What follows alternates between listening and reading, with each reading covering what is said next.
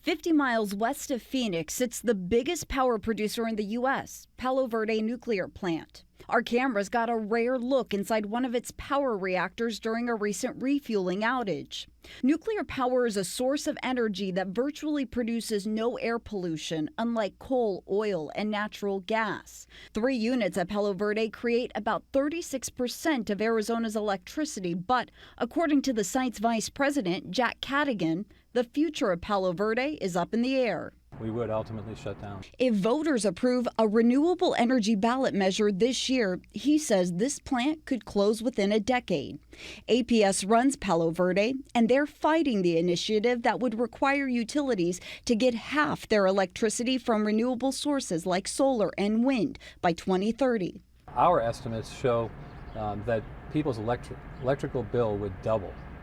And you can kind of see this with California. California is on a very similar mandate right now. I would be skeptical of that. Wesley Hirsch is an energy policy expert at ASU and former intelligence officer.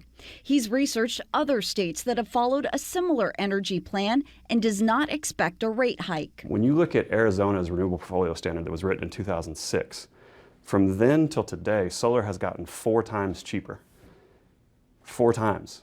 It's remarkable. It's now the cheapest form of energy that can be generated anywhere on the planet. So what's the problem with solar and wind? What will happen is when the sun stops shining, we will actually have to run gas plants all night long instead of running Palo Verde as a clean air. Cadigan argues this bill does not tackle the real culprit behind air pollution. The biggest piece is from cars.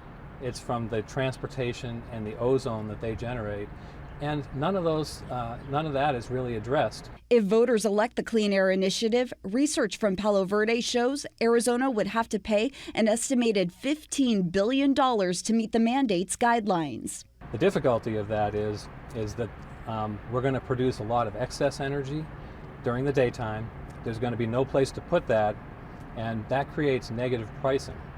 And that negative pricing basically means that we may have to pay other people during the day, other states, to take our electricity. I think the Western region as a whole, as we start to move to more renewables as a country and as we start to just diversify our energy mix in general, could definitely benefit from being able to share the so-called excess energy production across state lines. That's an issue that I think we're going to have to tackle no matter what.